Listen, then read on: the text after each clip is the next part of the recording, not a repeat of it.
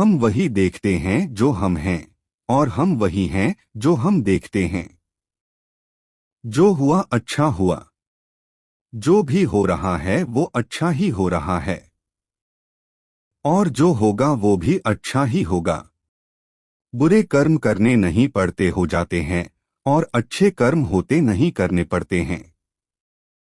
क्या गया है तुम्हारा जो तुम रोते हो? तुम इस संसार में क्या लाए हो जो तुमने खो दिया? तुमने क्या पैदा किया जो खो दिया? क्योंकि तुमने जो भी लिया यही से तो लिया, जो भी दिया यही पर दिया। आज जिसे तुम अपना कह रहे हो कल किसी और का था, और परसों किसी और का होगा। फिर क्यों रोते हो? परिवर्तन ही इस संसार का नियम है। यह प्रकृति है जो सभी गतियों का कारण बनती है। अहंकार से मोहित मूर्ख उस धारणा को धारण करता है जो कहती है गर्मी और ठंड, सुख और दर्द की भावना इंद्रियों के अपनी वस्तुओं के संपर्क के कारण होती है।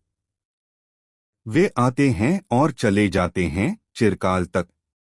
आपको उन्हें स्वीकार करना चाहिए। पूर्ण लगन के साथ अपना कार्य करो, लेकिन उसके फल की इच्छा मत करो।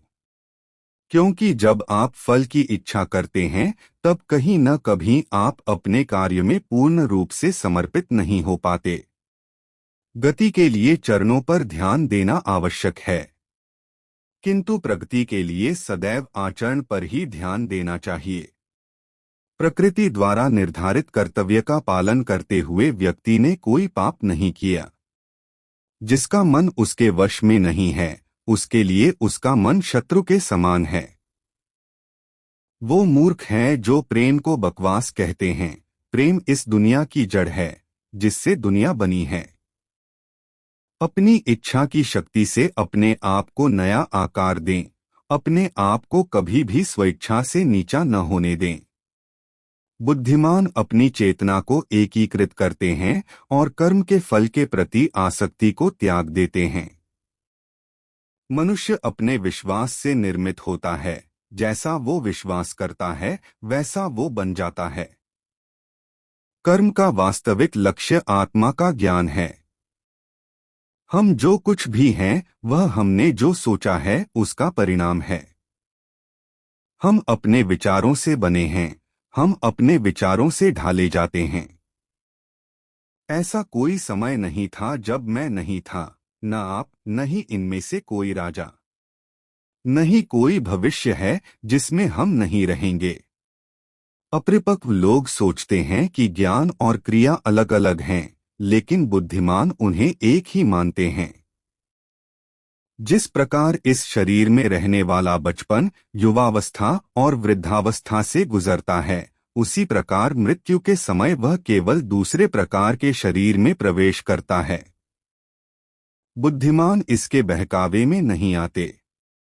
न यह शरीर तुम्हारा है और न तुम इस शरीर के। यह शरीर तो अग्नि, जल, वायु, पृथ्वी, आकाश से बना है और इसी में मिल जाएगा। परंतु आत्मा स्थिर है। फिर तुम क्या हो? तुम अपने आप को मुझे अर्पित करो। यही सबसे उत्तम सहारा है।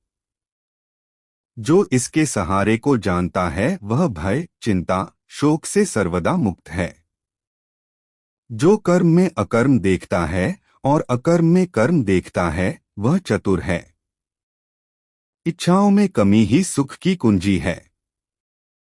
कोई भी व्यक्ति जो अच्छा काम करता है उसका कभी भी बुरा अंत नहीं होगा, चाहे यहाँ या आने वाले संसार में जो पहले विष जैसा लगता है लेकिन अंत में अमृत जैसा स्वाद लेता है। यह सत्व का आनंद है जो स्वयं के साथ शांति से पैदा हुआ है।